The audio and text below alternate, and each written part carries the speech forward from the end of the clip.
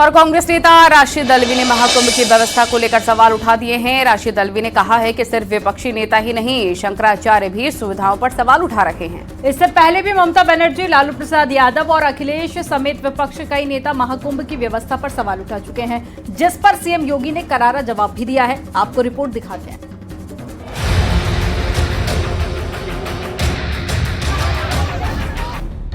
महाकुंभ में त्रिवेणी के पवित्र जल में लोग लगातार स्नान कर रहे हैं। अब तक 59 करोड़ से ज्यादा लोग पवित्र नदी के जल में स्नान कर चुके हैं।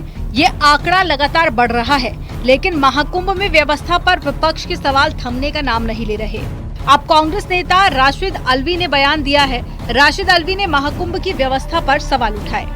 हिंदू धर्म के सबसे बड़े महात्मा शंकराचार्य क्या कह रहे हैं, वो सवाल उठा रहे हैं। वो कह रहे हैं कि कोई इंतजाम नहीं है। वो कह रहे हैं कि सैकड़ों लोग मारे गए। वो तो यहां तक कह रहे हैं कि ये जो शोर मच रहा है कि ये महाकुंभ है 144 साल के बाद, उनका कहना है ऐसा कुछ है ही नहीं। 2000 में भी ये कहा गया था, 2013 में भी ये कहा गया था, महाकुंभ नाम की कोई चीज नहीं है।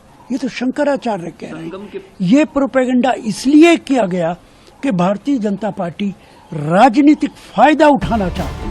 पश्चिम बंगाल के सीएम ममता बनर्जी और आरजेडी सुप्रीमो लालू प्रसाद यादव भी महाकुंभ को लेकर विवादित बयान दे चुके हैं। মহাকুম্ভ আমি নাইবা বললাম, ওটা এখন মৃত্যু কুম্ভ হয়ে গেছে।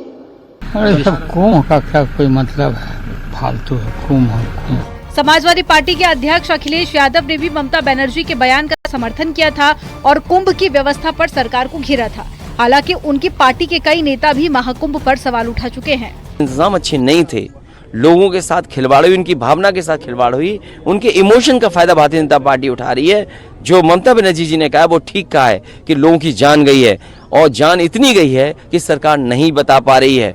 अभी तक की सबसे ज्यादा लोग खोए इसी कुंभ में है, जान गई इसी कुंभ में, लोग बीमार हुए इसी कुंभ में, लोगों को सड़कों पर रातों रात सोना पड़ा इसी कुंभ में। इसका सवाल का जवाब क्या है भारतीय जनता पार्टी के पास?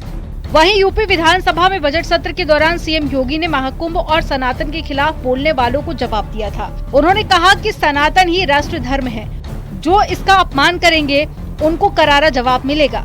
आयोजन को उन सीमाओं के साथ, उस आस्था को सम्मान देकर आगे बढ़ाना क्या कोई अपराध है?